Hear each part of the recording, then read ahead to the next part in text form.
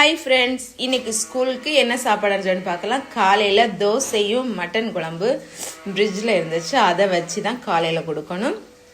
இப்போ மதிய சாப்பாடு என்னன்னு சொன்னான்னா ஃப்ரைட் ரைஸ் சாவுடன் போலே இருந்துச்சு. அன்றைக்கி ஃப்ரைட் ரைஸ் சாவுடன் போல இருந்து பிரியாணி போட்டு சாப்பிட்ருக்கு. நேற்றுக்கும் பிரியாணி தான் போட்டு நெய் பிரியாணி போட்டு சாப்பிட்ருக்கு. இன்னைக்கு வந்து ஃப்ரைட் ரைஸ் வச்சான்னு நினச்சி நேற்றுக்கே சண்டை வச்சுட்டே இருந்தேன். ஃப்ரைட் ரைஸ் வைங்கன்னு சொல்லி இன்னும் ஃப்ரைட் ரைஸ் வச்சிடலாம்னு சொல்லி இருக்கேன். அதுக்கு தான் சிக்கன் வந்து பொரிஞ்சுருக்கு. பொரிஞ்சியாச்சு சிக்கனு. பிரியாணி அரிசி ரெடி பண்ண வச்சாச்சு. இதை ஆற வச்சலாம். அப்படியே ஆற வச்சுட்டு நம்ம என்ன பண்ணணும்னு சொன்னா முட்டைகோசும் வெங்காயமும் வெட்டலாம்.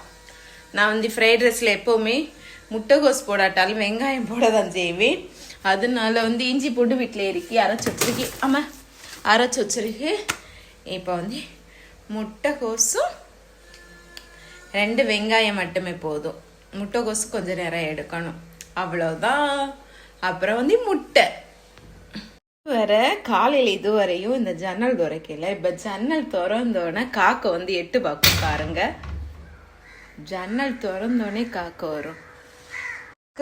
இது காக்கைக்கு தான் எடுத்து வச்சிருக்கு. நான் இதோட ஜன்னல் திறக்கல. ஜன்னல் திறந்தோடனே காக்கைக்கு கொடுக்கணும்.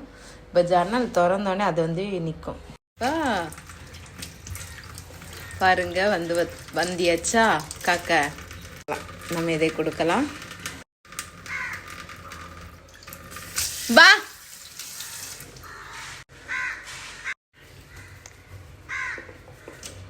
பாருங்க, இப்படிதான் வந்து இருப்பா. அந்த உத்து பார்த்துன்னு போவா, ஞாபகப்படுத்துன்னு போவா சாப்பாடு ஏனி.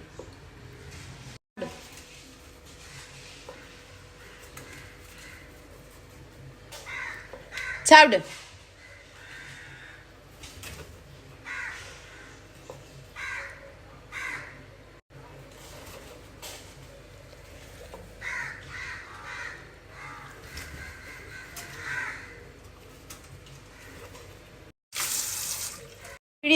இப்படிதான் டெய்லி வந்து இது பண்ண நிற்கும்.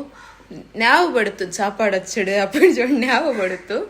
இது வந்து நின்னோடனே சரி என்ன சாப்பாடு வச்சணும் அப்படின்னு சொல்லிட்டு இல்லது நம்ம சாப்பிடும்போது கத்துண்டே இருக்கும் சாப்பாடு வச்சு தராட்டேன்னு சொல்லிட்டு. இப்போ வந்து நான் ஃப்ரைட் ரைஸ் செய்யலாம். நான் இங்கே சிக்கன் சாப்பிட்டுருக்கேன். நான் காக்கங்க நிற்கி பாருங்க. ஏமா